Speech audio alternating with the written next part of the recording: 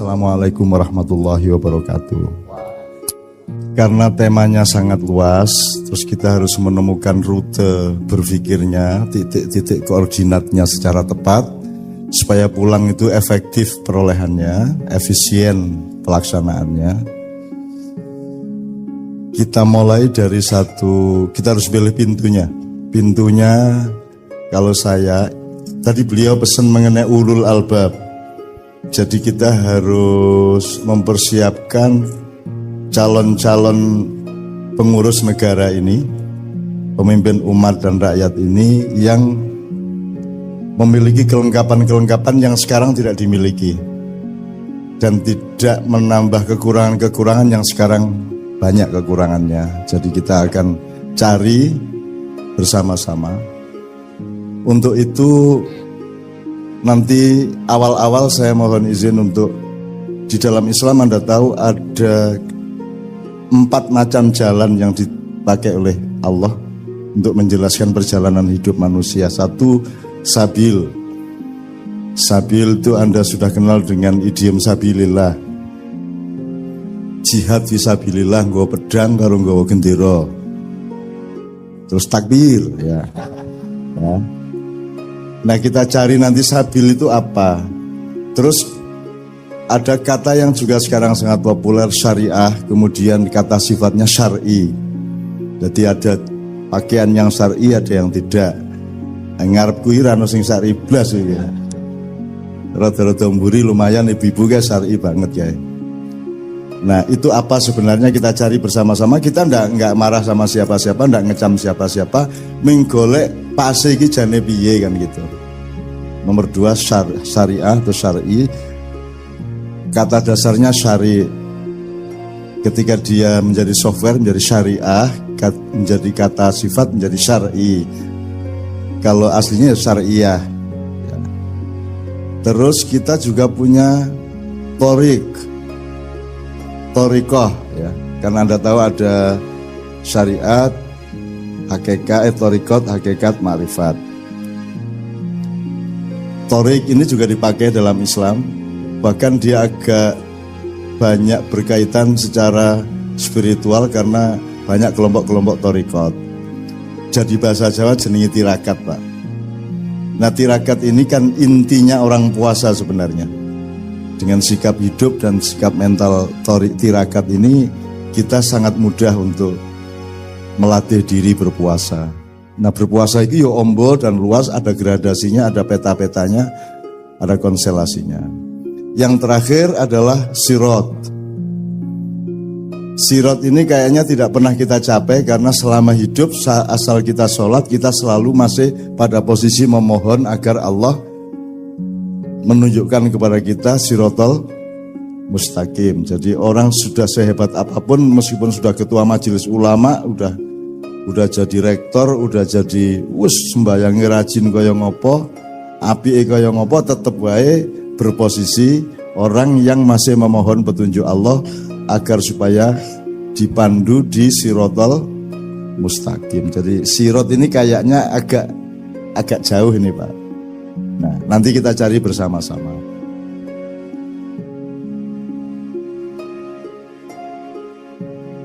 Karena urusannya jalan, maka berarti yang kita lakukan adalah mencari bagaimana caranya berjalan, kemana kita berjalan. Berarti kita berada di rentang waktu masa silam, masa kini, dan masa depan. Nah, berarti dari masa lalu, masa silam, masa depan kita harus berangkat dulu. Nek ngono saiki ndelok nang ngarep sik apa nang mburi sik? Kan gitu. Kalau rutenya Nabi Khidir dengan peristiwa dengan Nabi Musa itu kan masa kini, masa depan, masa silam, masa kini, masa depan, masa silam, itu rutenya. Cara kita berpikir seperti itu. Jadi kalau kita sekarang bergerak itu kita loh, ini mau kemana kita? Begitu kita melihat ke depan, waduh, saya belum punya pengalaman untuk ke sana. Soalnya bapak saya dulu juga enggak ngajarin gitu. Jadi selalu masa kini, masa depan, masa silam, masa kini, masa depan, masa silam. Kalau di Nabi Khidir kan pertama di peristiwa kapal dibocorkan, dan itu Ainul Yakin terjadi hari itu juga. konteksnya juga terjadi hari itu. Yang kedua, mencekik anak kecil, dan ini jangan ditiru, termasuk yang ikut mapala yang tidak usah mencekik-cekik lah ya. Dan saya sangat kagum kepada Pak Rektor sama Bapak PR3 yang mengundurkan diri sehingga mereka menjadi pemimpin. Kalau kita ngomong hardware, pemimpin itu ketika punya jabatan, betul Pak ya? Tapi kalau kita ngomong software, menjadi pemimpin justru ketika dia meninggalkan jabatannya. Bener gak itu? Kalau dia terus duduk pemimpin yang unukoniku kan gitu kan? Berarti bukan pemimpin sampean.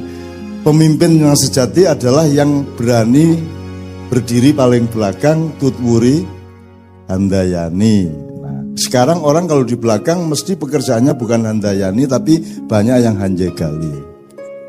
Tutwuri hanje gali gitu. Hanya dui handugangi apa liane. Hangaploki gitu, sapi turute gitu. Nah, Pak Rektor yang kemarin mengundurkan diri karena ada kekhilafan yang agak parah, itu memberi contoh yang luar biasa kepada bangsa Indonesia, kepada pemerintah dan para pejabat bahwa justru kalau ingin menjadi pemimpin itu bukan berat kepada kursinya, tapi berat kepada akhlak sebagai manusia yang memimpin. Nah, demi akhlak itu beliau mengundurkan diri. Murek kira-kira. Nah, saya tidak pernah mengundurkan diri karena tidak pernah maju. Ya apa, sangel lagu. Kalau gitu gini, bisa Monohim, saya minta mikrofon kita cari yang enak. Kita mulai karena kita jalan ke depan, maka kita ambil Al-Hasyr ayat 18. Di mana Allah itu memberi metodologi caranya kita menempuh masa depan. A'udzu billahi minasyaitonir rajim. Ya ayyuhalladzina amanu taqullah. Ya ayyuhalladzina amanu taqullah faltandur nafsum ma qaddamat lighad.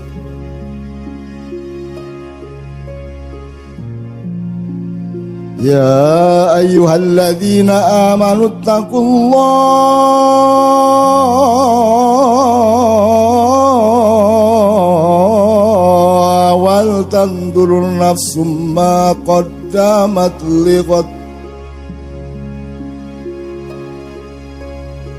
Wattaqullah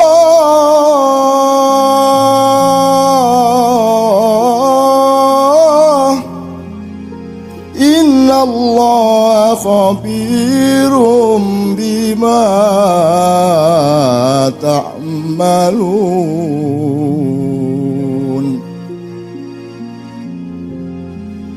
Wala takunu kalladzina nasullaha wa ansahum anfusahum ulaika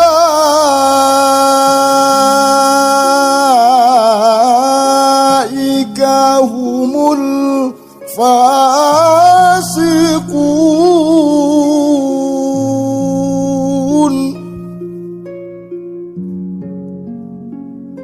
Wala takunu kalladzina nasullaha wa ansahum anfusahum ulaika humul fasiqun. La yastawi ashabun nari wa ashabul jannah. Ashabul jannati humul faizun.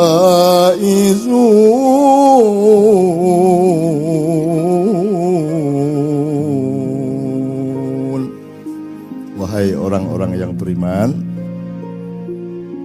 perhatikan urutannya ya. Bertakwalah kepada Allah, terus lihatlah ke depan, Begitu kamu sudah menempuh tahap melihat ke depan, dicegat lagi, bertakwalah.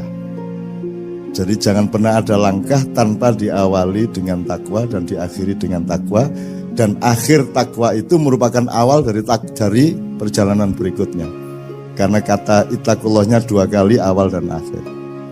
Karena kalau kita tidak menjalankan metode itu, nanti kita akan malu sendiri ketika Allah menerapkan innallaha khabirum bima ta'malun. Nanti Allah mengumumkan salahnya kita itu.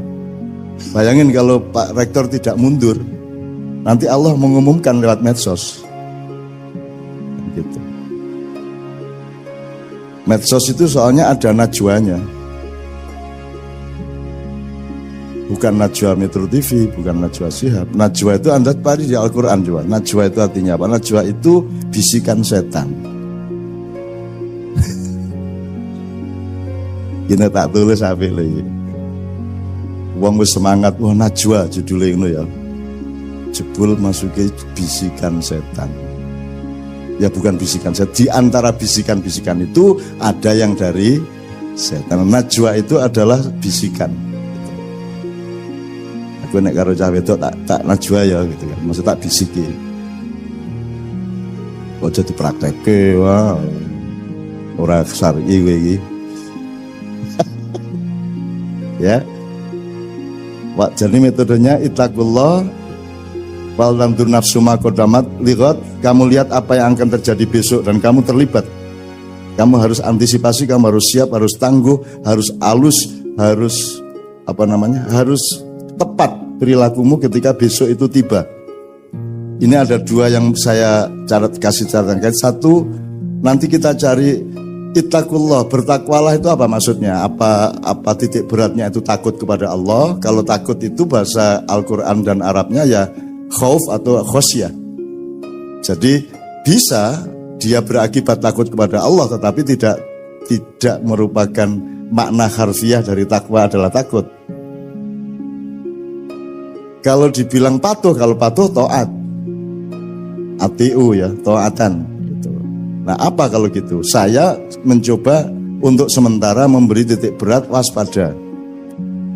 Pokoknya hidup itu waspada Pak. Waspada ke dalam, keluar, ke kiri, ke kanan, ke atas, ke bawah, kecil, besar, everything itu waspada.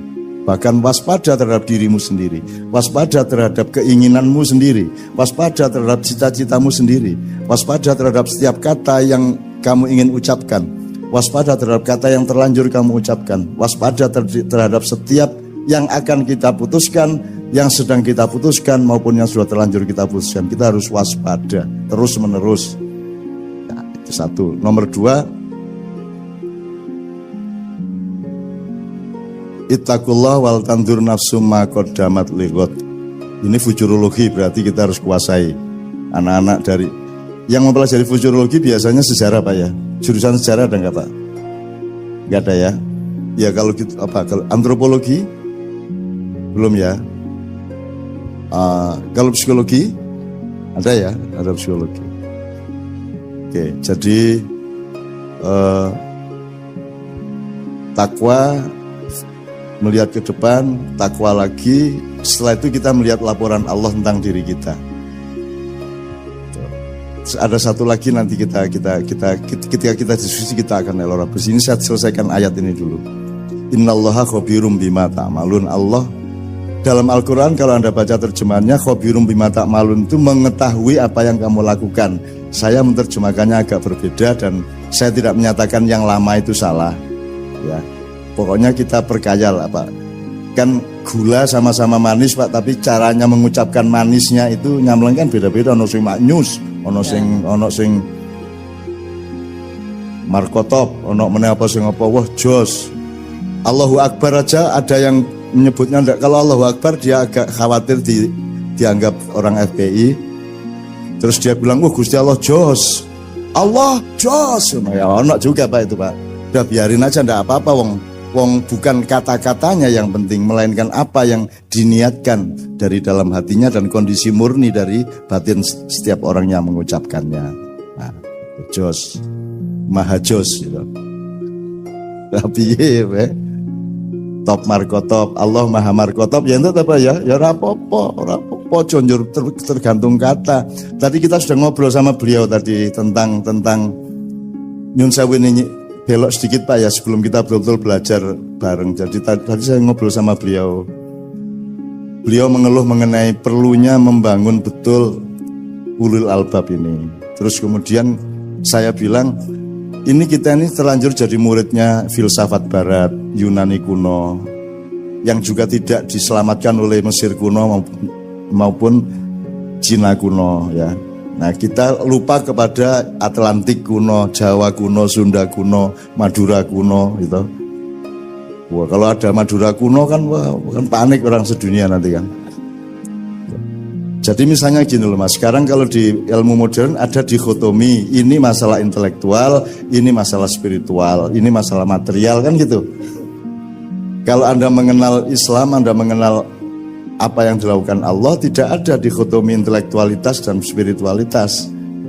Sekarang kalau orang menyebut spiritual itu kan berarti kan bukan di kampus tapi di grup torikot gitu, wiritan itu spiritual. Loh padahal yang Anda urus di kampus ini kan rohani. Kan nilai, ilmu itu rohani. Berarti Anda itu spiritualis, Anda sedang melakukan perjuangan dan perjalanan spiritual. Cuman ada gradasi dari spiritualitas. Jadi bukan dikotomi ini spiritual, ini intelektual. Semua itu satu bulatan. Yang paling dalam kita sebut roh. Kemudian perabaan atau indikator dari roh yang Allah sendiri yang tahu itu. Kulir ruhu min amri rabbi, ya nukleusnya ya, nukleolusnya bahkan. Kemudian nanti kita baru kayak kelapa lah Mas ya.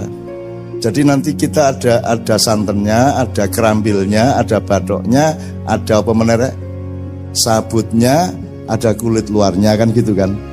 Katakanlah bulatannya itu kelapa. Nah, yang tidak bisa kita lihat adalah yang paling dalam gitu ya.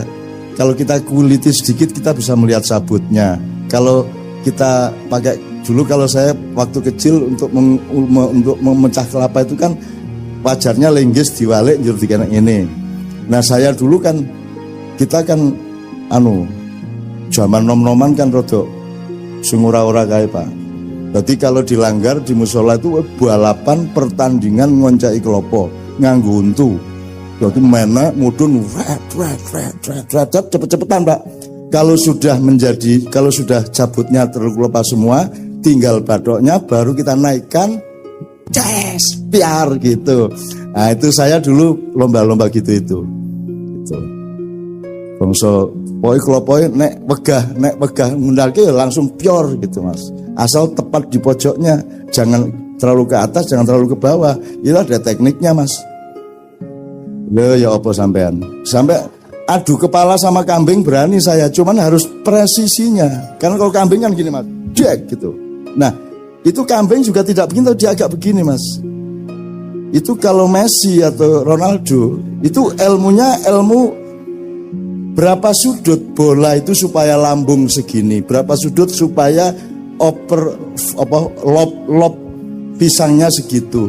Kalau penalti itu yang ini kan sininya, sini, itu 0, sekian sudut itu berbeda, gagal masuk Mas. Gitu Mas. Nah, kelapa juga begitu. Nah, saya kira ulul albab harus sampai ke soal mecah kelopo Mas. Nah, iya Mas. Sekarang ini Pak, orang jahit pakai lenggis lah biasa saiki. Wong ngono kok gelut itu. Gitu kok bertengkar itu loh. Jadi saya tuh seneng lihat Indonesia itu, ya Allah, lucunya manusia itu, ya Allah bertengkar. Yang satu Bhinneka Tunggal Ika, yang satu 212 gitu ya. Terus yang klenik. Jadi ini kan karena berhubung sudah tidak ada SD-SB, udah nggak ada togel, yaudah sekarang setiap peristiwa kita cari angkanya 411, 212, 205 kan gitu kan. Kita sebenarnya itu kode untuk para petaruh sepak bola gitu kan. Nah ya pelowong senengane sing ora-ora dan terus kerengan, terus benci satu sama lain. kemudian balas dendam satu sama lain terus sampai hari ini. Sekarang ada viral sapa iku ya saiki pokoknya giliran ini lagi giliran mukul. Jadi kalau zaman dulu Pak ada pertandingan ujung Pak, sampai ujung itu pakai penjalin panjang, itu gantian mukul. Jadi setiap pemainnya itu hanya pakai celana atau sarung, tidak pakai baju atau kaos, pokoknya telanjang gini. Nah itu pokoknya giliran mukul pakai itu apa? Pakai penjalin itu kan luar biasa sakitnya Pak. Itu boleh mengelak dan tidak pasti bisa memukul. Itu tergantung apa namanya? Tergantung bin sama Polri lah. Kena apa tidak kan gitu kan? Ini tadi kok sampai ke ujung sialan ngapain ya? Oke.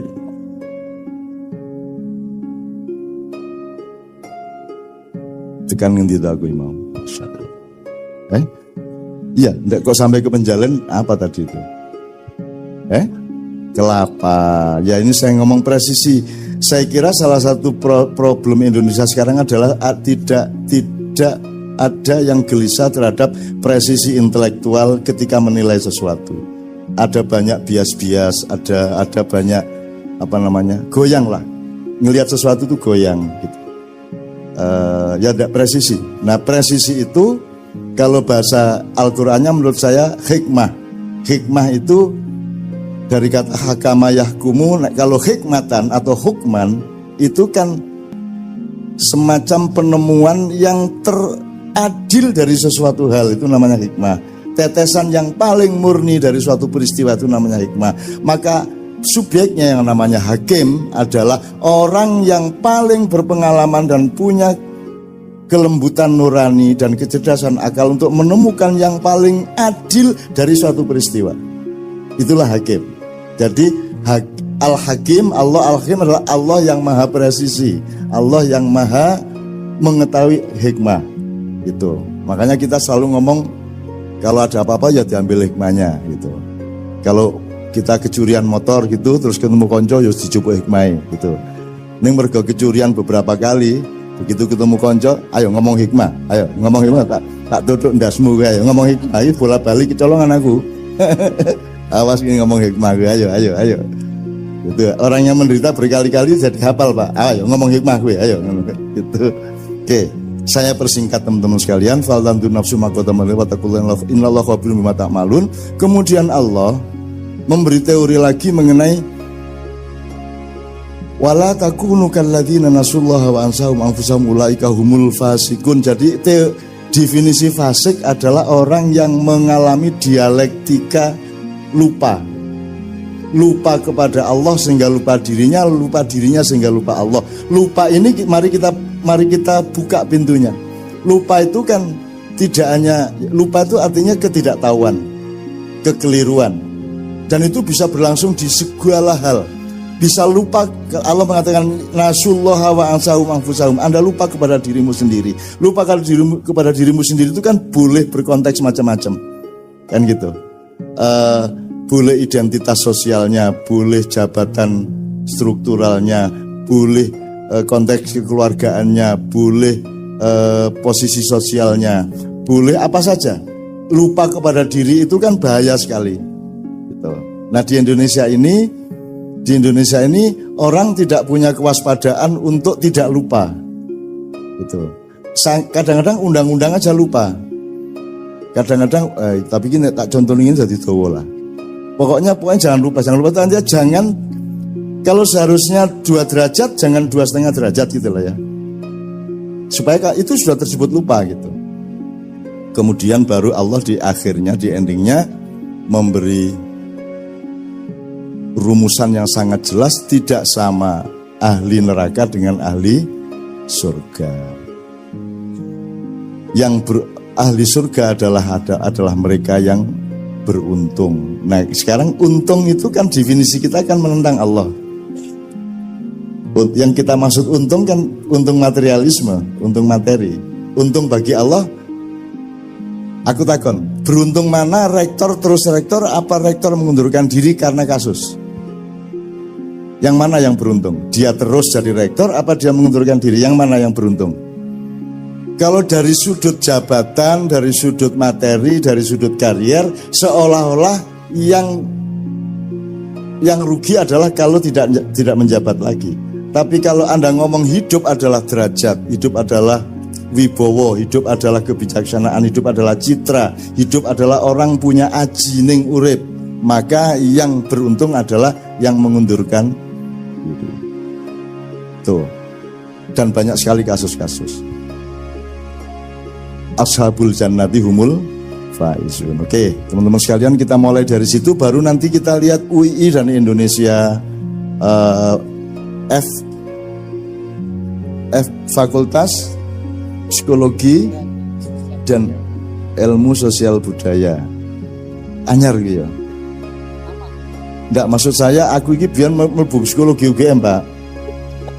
Bahwa ora diterima urusannya UGM. Nek aku lak mlebu ya toh, karepku lak mlebu apa aku ora diterima itu gabungan dengan ilmu sosial ya. Ilmu budaya, sosial budaya. Saya dulu masuk psikologi, arsitek masuk, kedokteran masuk karepku ning bahwa lawangnya ora dibuka lah urusannya sing duwe lawang kudu aku lah masuk. Dan yang saya paling memanggil itu wong zaman aku umur 17-18 ta ya. Sing paling manggeli aku iki wis nulis sastra, wis rada terkenal jenengku, puisi, penyair, cerpen. Masuk fakultas sastra enggak diterima saya. Jadi, kalau masuk psikologi enggak diterima wajar lah ya. Arsitektur wajar lah. Tapi sastra enggak diterima lah. Dendam aku ya. Dendam aku. Ya wis akhirnya tak tokno, tak sepatani wis. Pokoknya 5 tahun meneh tak ceramai gue kabeh ngono aku. Gitu. Dan Allah mendengar, waduh bocah iki sumpah. Ya wis tak kabulke wae kan itu.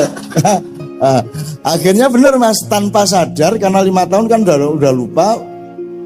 Waktu itu namanya Sasdaya, Fakultas Sastra dan Budaya. Mereka juga udah lupa dan juga enggak kenal saya amat gitu ya. 5 tahun kemudian pas saya tuh diundang untuk ceramah umum ulang tahun Fakultas Sastra dan Budaya. Nah begitu aku nggak mau modiar gue yang itu. Itu waktu itu nyenengke. Aku sering saiki wis tak lereni lah sepoto-sepoto gue. Saya diusir dari pesantren, aku kok diusir Pak.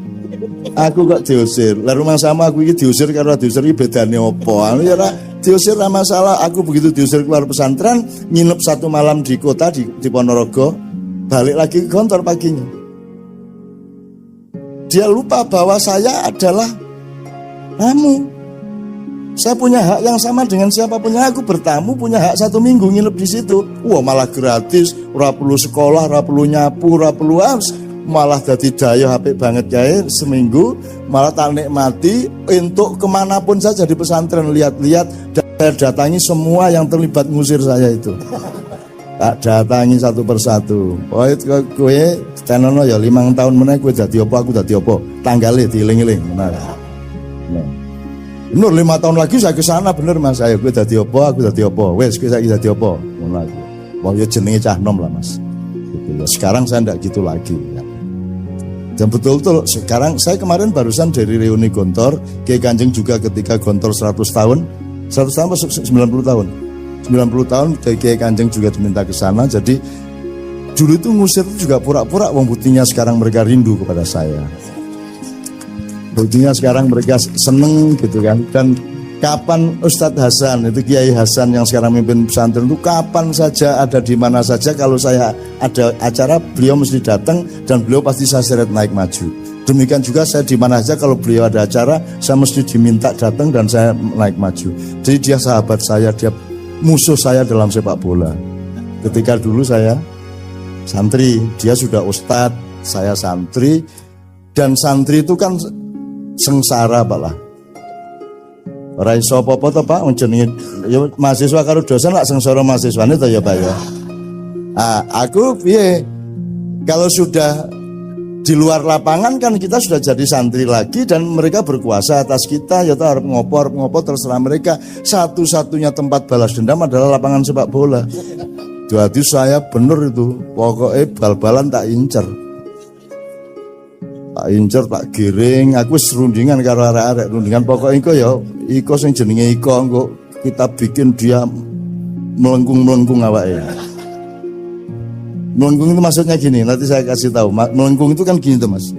Jadi kita giring, seolah-olah kita ini agak lemah, kurang cepat larinya, supaya dia maju dalam posisi di mana dia seolah akan mendang bola. Begitu dia mau nendang, balik tak sewaduk, kena gini, melengkung agak kan dia ngono. Itu seweneng aku wes. Tapi pembalasan dendam di permainan sepak bola dibalas lagi sama ustadznya habis maghrib. Panggil aku gini disuruh ini disuruh itu, walau habis mereka berak merentah kita. Ya wes gitulah. Makanya saya tidak heran kalau di Jakarta pada balas dendam satu sama lain kayak sekarang itu. Ora apa-apa yang menungso kuwi gawe dolanan ning donya iki karo Gusti Allah ya ora apa-apa. Sing penting kowe aja lali nek perjalananmu itu menuju aku. Aku itu kangen kepadamu wahai hambaku. Aku menanti kedatanganmu. Tujuan hidupmu tidak ada tempat lain kecuali engkau berjumpa denganku. Liqa Rabbi. Dan perjalananmu itu tidak ada alasan kecuali yarju liqa barang siapa mengharapkan perjumpaan dengan Tuhannya. Jadi alasan perjalanan kita itu adalah ingin berjumpa sama Allah. Emang Allahnya bikinnya gitu. Kalau enggak mau, Anda mau kemana? Enggak ada jalan lain. Bahkan ada yang lebih gawat. In kuntum tuhibbunallaha fattabi'uni. Rasulullah disuruh ngomong begitu. Kalau memang kamu cinta kepada Allah, ikut saya. Kan gitu. Jadi kita ini menempuh sabil sirot torik syari itu karena kita sedang menempuh cinta. Dan kita tidak akan berhenti hanya karena kita nanti mati umur 60-70. Kita masih meneruskan perjalanan sampai kita bertemu dengan Allah di surga. Dan kita nanti bikin ulang tahun UI di surga. Tidak masalah. Tidak apa-apa. Sampai nabi-nabi, apa kui gitu kan. Nah, loh ini UI ya Rasulullah, ini UI apa UI itu? Universitas Insya Allah Islam ya. Gitu ya Rasulullah. Oh gitu, Rasulullah nanti akan kagum sama kita karena kita bergembira, kita menikmati kehidupan yang dilimpahkan oleh Allah kan gitu. Jadi pokoknya saya berdoa, Anda jangan tidak percaya surga toh, wong jare kepengin mlebu surga. Kita latihan ini sekarang, kita latihan di surga itu Anda tidak perlu berjuang. Maka Anda tanpa pamrih bersama saya itu bisa menikmati mbuh dialog, diskusi, nyanyi bersama. Karena di surga tidak ada perjuangan Pak, tidak ada karier, tidak ada persaingan, tidak ada. Sistem nilainya sangat berbeda, tidak ada densitas positif negatif, tidak ada gelap dan terang. Semuanya itu serba gemah ripah loh jinawi dan seterusnya. Nah, kita harus bisa hidup seneng nikmat dalam keadaan tidak berjuang. Kalau sekarang kan tidak berjuang kan pusing kita. Kalau sudah tercapai semuanya kan malah pusing kita Pak. Kita hidup ini karena kita masih mencapai ini, harus S2, harus S3 dan seterusnya gitu. Nah, kita ini sekarang latihan. Nah, mudah-mudahan Anda semua nanti, saya mohon kepada Allah agar saya ikut Anda lah nanti ke surga gitu ya. Dan Anda termasuk orang yang saya doakan kloter enggak belakang-belakang, kloter agak depan-depan lah. Ya Pak ya. Pak ya. Loh iya Pak. Jadi kan tidak tergantung abad berapa Anda hidup, tapi tergantung kualitas dan kedalaman cintamu kepada Allah. Coba sekarang nanti kita tolong bawakan sholawat nariyah ya. Teman-teman hafal ya. Allahumma sholli sholatan ya. Itu sholawat Pak Nyun Sewu Pak Dekan, Pak PR3. Itu sholawat dibikin ketika Rasulullah masih hidup. Jadi ini mbok-mbokane sholawat. Ini induknya sholawat. Ini dibikin oleh Syekh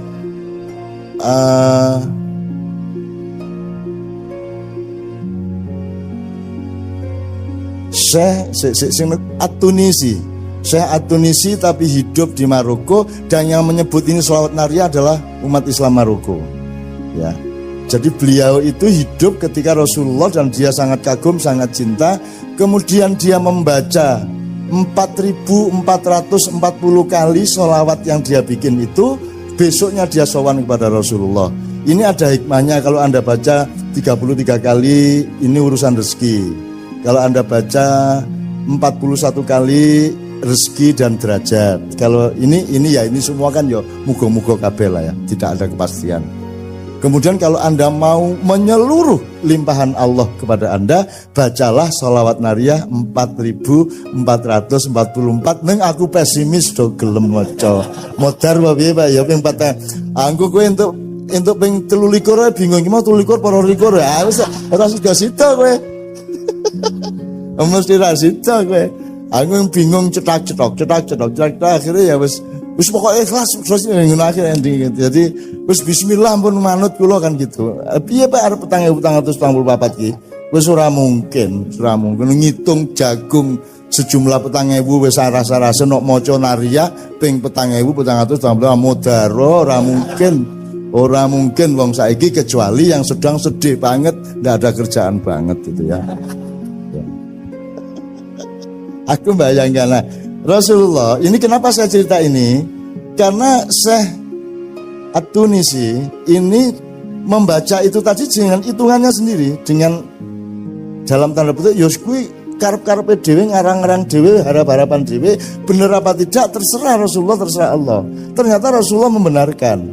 Nah, begitu beliau sowan Rasulullah semalam saya membaca sholawat untukmu ini sebanyak sekian kali, tapi saya minta satu hal yang Rasulullah tolong jangan menolak. Kalau Rasulullah sampai menolak permintaan saya ini, saya stres, galau nanti saya gitu. Rasulullah ini dilala ya murah, ya wes apa kono gitu, dipenuhin sama Rasulullah.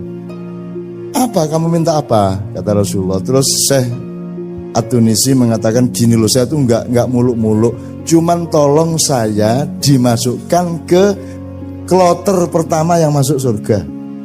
Oh iya ora masalah wis tak lebokke gitu Mas. Ah saiki kowe arep piye?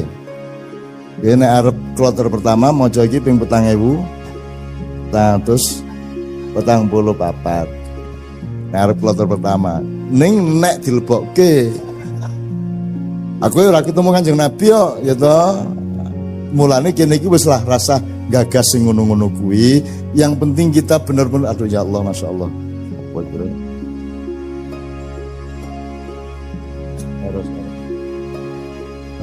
Jadi sekarang saya minta teman-teman membawakan sholawat nariyah untuk supaya, karena ini sholawat yang Rasulullah sendiri mendengarkannya, menyukainya, sehingga saya berharap acara malam hari ini betul-betul merupakan revolusi ulil albab. Artinya Anda oleh Allah agak disulap sedikit-sedikit, tidak konvensional. Anda mendapatkan limpahan yang lebih dari Allah. Besok mendapat kejutan-kejutan dari Allah. Apa yang lama Anda tunggu-tunggu besok datang. Apa yang lama Anda idam-idamkan kelihatan akan tercapai. Ya. Wanita yang Anda share sejak lama besok mesem sama Anda. Wow. Dari tadi saya mendoakan macam-macam kan sing amin, begitu soal sir-siran amine banter ya karu-karuan. Oh Islam ya amin. Mas Islam ini istri beliau setahun yang lalu dipanggil Allah Subhanahu wa taala dalam usia 35 tahun. Nah, jadi Mas Islam ini kan masih umur 40. Ya coba kuwi wis ora duwe bojo. Kuwi kan yo piye coba kuwi. Itu kan dia tidak harus sabar, dia juga harus menyabarkan. Ngerti maksudnya? Dia harus sabar dengan dirinya sendiri dan dia harus menyabarkan anggotanya. Iya tak Mas? Jadi nek adus iki didelok sabar le. Sabar le ya. As-sabru ngerti kae pendina maca hadis ya. As-sabru yu'inu ala kulli amalin, ngerti kan? sabar itu menolong setiap perbuatan. Innallaha innallaha ma'as sabirin. Aku duwe kanca sabirin biyen ning SMA. Isuk-isuk ning kelas kok ora ana bocah jebul sabirin mlebu sumur, Mas. Keceblong sumur.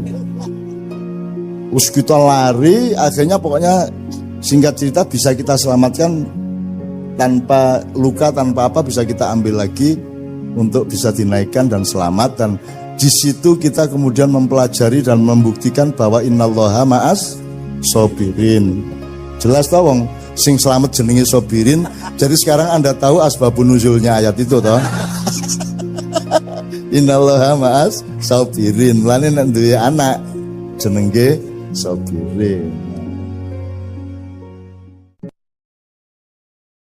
Assalamualaikum warahmatullahi wabarakatuh. Karena temanya sangat luas, terus kita harus menemukan rute berpikirnya, titik-titik koordinatnya secara tepat, supaya pulang itu efektif perolehannya, efisien pelaksanaannya. Kita mulai dari kita harus pilih pintunya. Pintunya, kalau saya, tadi beliau pesan mengenai ulul albab. Jadi kita harus mempersiapkan calon-calon pengurus negara ini, pemimpin umat dan rakyat ini yang memiliki kelengkapan-kelengkapan yang sekarang tidak dimiliki dan tidak menambah kekurangan-kekurangan yang sekarang banyak kekurangannya. Jadi kita akan cari bersama-sama. Untuk itu nanti awal-awal saya mohon izin untuk di dalam Islam Anda tahu ada 4 macam jalan yang dipakai oleh Allah untuk menjelaskan perjalanan hidup manusia. 1, sabil. Sabil itu Anda sudah kenal dengan idiom sabilillah. Jihad fisabilillah, nggawa pedang karo nggawa gendera. Terus takbir ya. Nah kita cari nanti sabil itu apa. Terus ada kata yang juga sekarang sangat populer, syariah, kemudian kata sifatnya syar'i. Jadi ada pakaian yang syar'i, ada yang tidak. Ngarep kuwi ra ono sing syar'i blas iki. Rada-rada mburi lumayan ibu-ibu guys syar'i banget ya. Nah itu apa sebenarnya kita cari bersama-sama. Kita enggak marah sama siapa-siapa, enggak ngecam siapa-siapa, menggolek pase iki jane piye kan gitu. Nomor 2 syariah atau syar'i. Kata dasarnya syari. Ketika dia menjadi software menjadi syariah, menjadi kata sifat menjadi syar'i. Kalau aslinya syariah. Ya.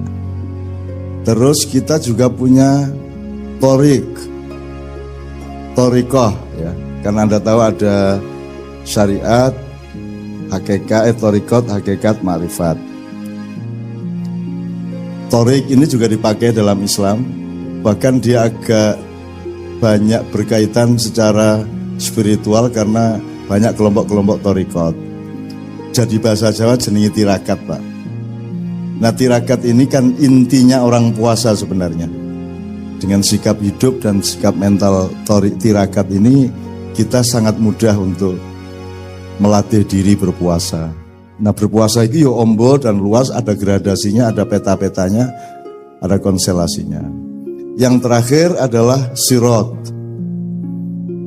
Sirot ini kayaknya tidak pernah kita capai karena selama hidup asal kita sholat kita selalu masih pada posisi memohon agar Allah menunjukkan kepada kita sirotol mustaqim. Jadi orang sudah sehebat apapun, meskipun sudah ketua majelis ulama, udah jadi rektor, udah jadi sembayangi rajin kaya ngopo, apike kaya ngopo, tetep wae berposisi orang yang masih memohon petunjuk Allah agar supaya dipandu di sirotol mustaqim. Jadi sirot ini kayaknya agak jauh ini Pak.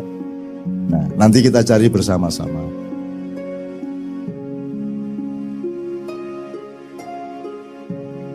Karena urusannya jalan, maka berarti yang kita lakukan adalah mencari bagaimana caranya berjalan, kemana kita berjalan.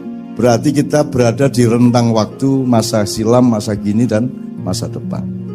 Nah berarti dari masa lalu, masa silam, masa depan kita harus berangkat dulu. Nek ngono saiki ndelok nang ngarep sik apa nang mburi sik? Kan gitu.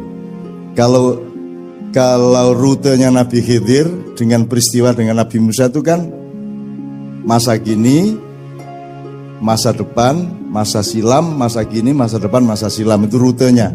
Cara kita berpikir seperti itu. Jadi kalau kita sekarang bergerak itu kita loh, ini mau kemana kita? Begitu kita melihat ke depan, waduh, saya belum punya pengalaman untuk ke sana. Soalnya bapak saya dulu juga enggak ngajarin gitu. Jadi selalu masa kini, masa depan, masa silam, masa kini, masa depan, masa silam. Kalau di Nabi Khidir kan pertama di peristiwa kapal dibocorkan, dan itu Ainul Yakin terjadi hari itu juga. Konteksnya juga terjadi hari itu. Yang kedua mencekik anak kecil, dan ini jangan ditiru, termasuk yang ikut mapala yang tidak usah mencekik-cekik lah ya. Dan saya sangat kagum kepada Pak Rektor sama Bapak PR3 yang mengundurkan diri sehingga mereka menjadi pemimpin. Kalau kita ngomong hardware, pemimpin itu ketika punya jabatan, gitu Pak ya. Tapi kalau kita ngomong software, menjadi pemimpin justru ketika dia meninggalkan jabatannya. Bener gak itu? Kalau dia terus duduk pemimpin yang unukoniku kan gitu kan, berarti bukan pemimpin sampean. Pemimpin yang sejati adalah yang berani berdiri paling belakang, tutwuri handayani. Nah, sekarang orang kalau di belakang mesti pekerjaannya bukan handayani tapi banyak yang hanjegali. Tutwuri hanjegali. Gitu. Hanya dui handugangi apa liane hangaploki gitu sapi turute gitu. Nah Pak Rektor yang kemarin mengundurkan diri karena ada kekhilafan yang agak parah, itu memberi contoh yang luar biasa kepada bangsa Indonesia, kepada pemerintah dan para pejabat, bahwa justru kalau ingin menjadi pemimpin itu bukan berat kepada kursinya, tapi berat kepada akhlak sebagai manusia yang memimpin. Nah demi akhlak itu beliau mengundurkan diri. Menurut kira-kira. Nah saya tidak pernah mengundurkan diri karena tidak pernah maju. Ya apa, sangel lagu. Kalau gitu gini, bisa Monohim, saya minta mikrofon kita cari yang enak. Kita mulai karena kita jalan ke depan, maka kita ambil Al-Hasyr ayat 18. Di mana Allah itu memberi metodologi caranya kita menempuh masa depan. Ya. A'udzu billahi minasy syaithanir rajim. Ya ayyuhalladzina amanu taqullah.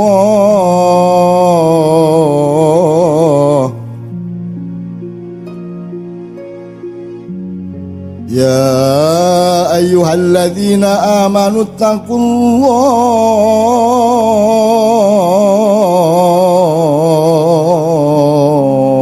faltandur nafsum ma qaddamat lighad.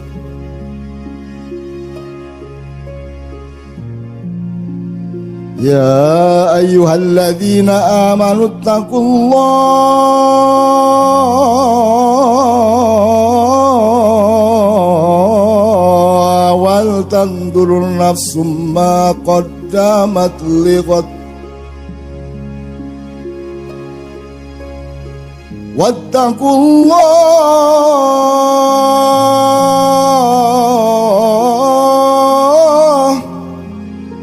innallaha khabirum bima ta'malun.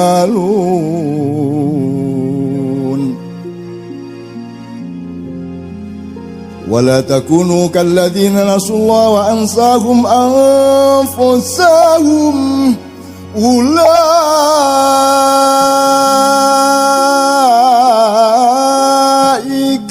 humul fasiqun.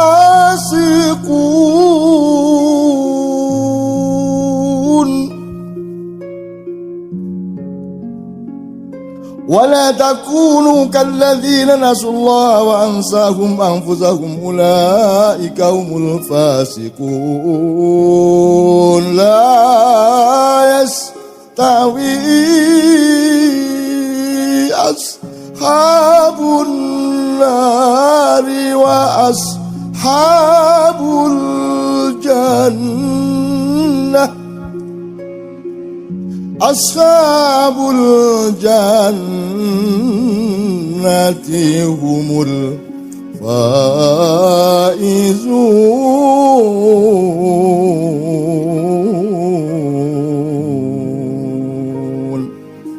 Wahai orang-orang yang beriman, perhatikan urutannya ya. Bertakwalah kepada Allah, terus lihatlah ke depan.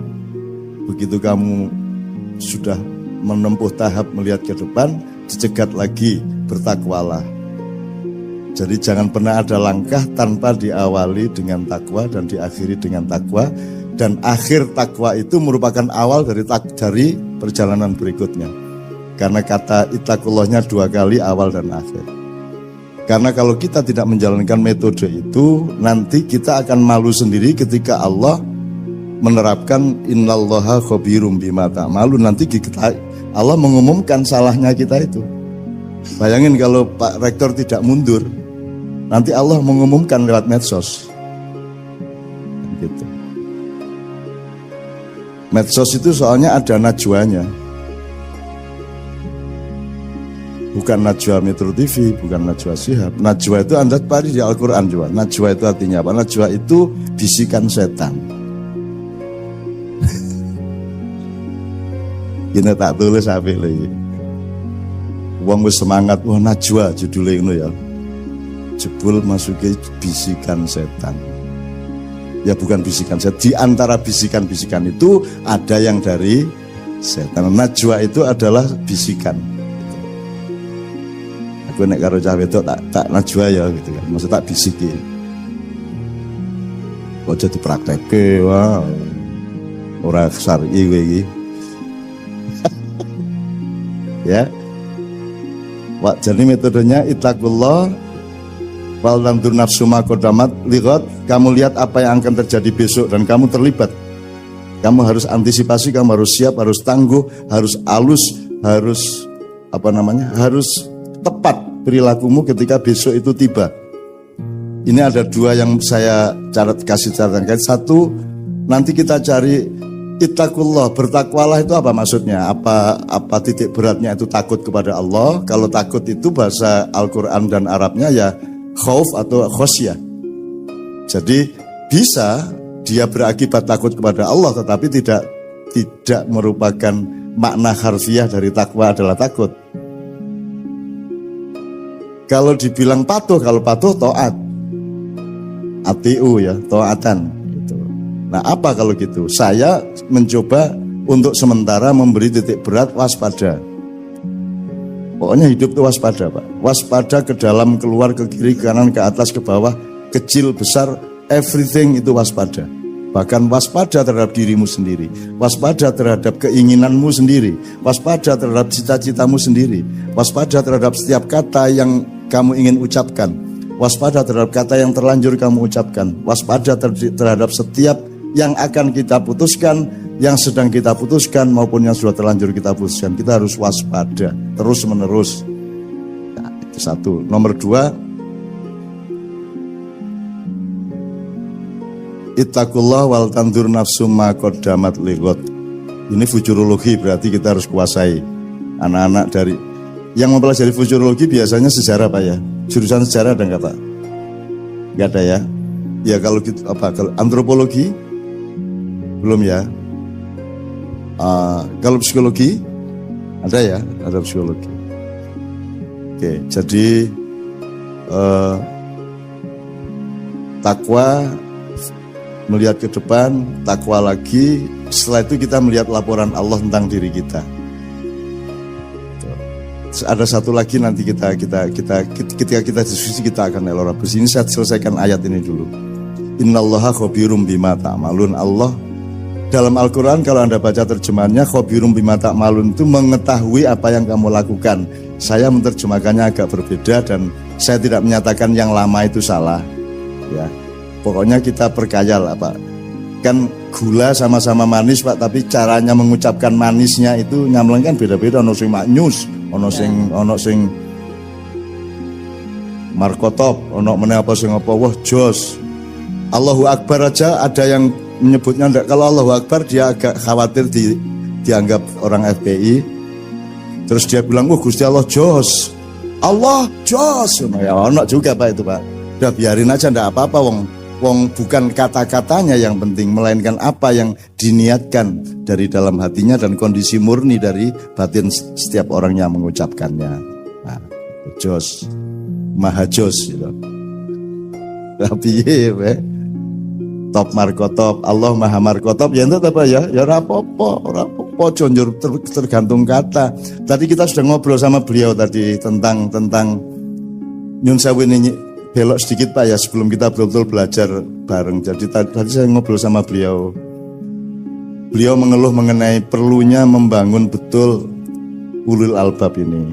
Terus kemudian saya bilang, kita ini terlanjur jadi muridnya filsafat barat, Yunani kuno, yang juga tidak diselamatkan oleh Mesir kuno maupun Cina kuno ya.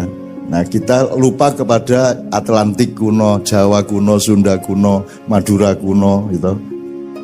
Wah kalau ada Madura kuno kan panik orang sedunia nanti kan. Jadi misalnya gini loh Mas, sekarang kalau di ilmu modern ada dikotomi, ini masalah intelektual, ini masalah spiritual, ini masalah material kan gitu. Kalau Anda mengenal Islam, Anda mengenal apa yang dilakukan Allah, tidak ada dikotomi intelektualitas dan spiritualitas.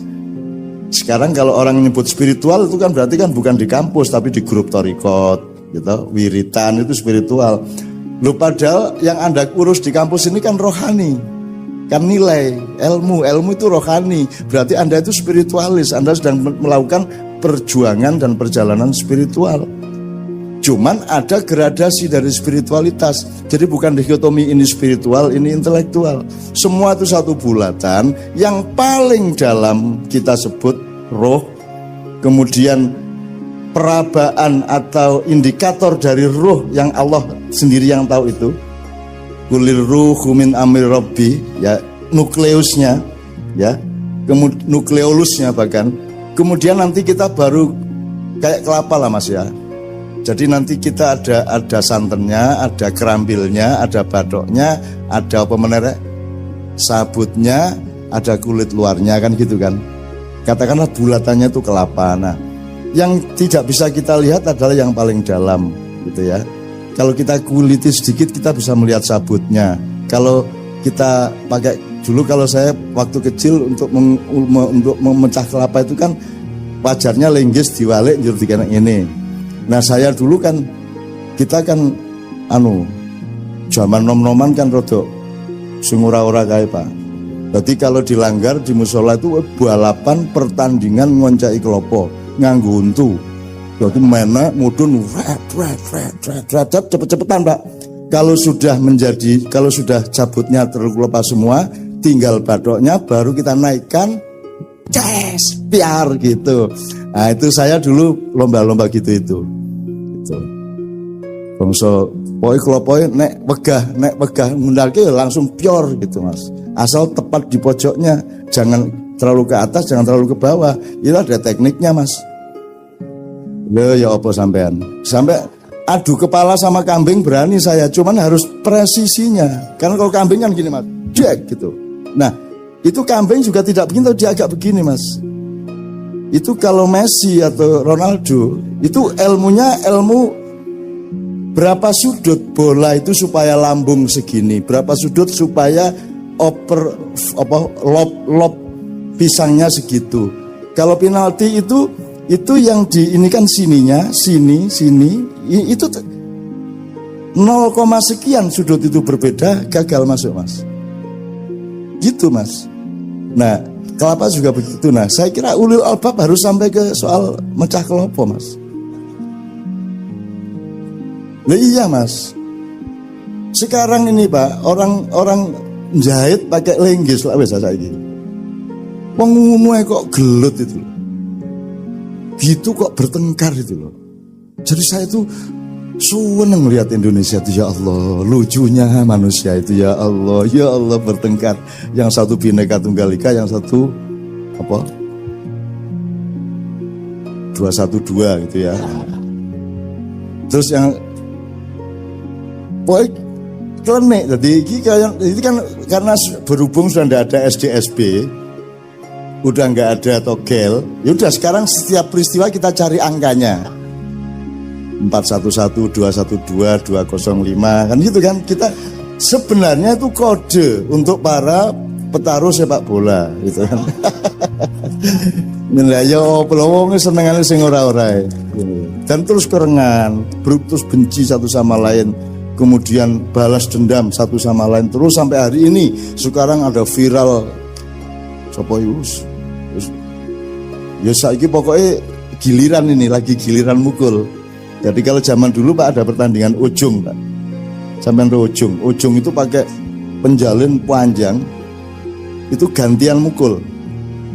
Jadi setiap pemainnya itu hanya pakai celana atau sarung, tidak pakai baju atau kaos. Pokoknya telanjang gini. Nah itu pokoknya giliran mukul pakai itu. Apa?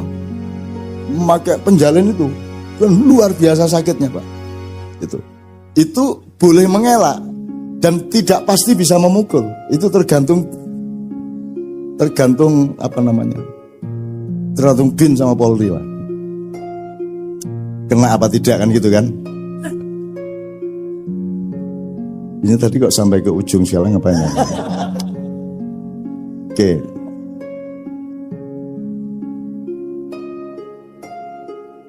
Tekan ngendi aku imam.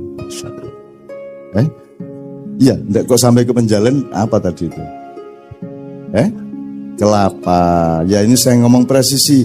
Saya kira salah satu problem Indonesia sekarang adalah tidak ada yang gelisah terhadap presisi intelektual ketika menilai sesuatu.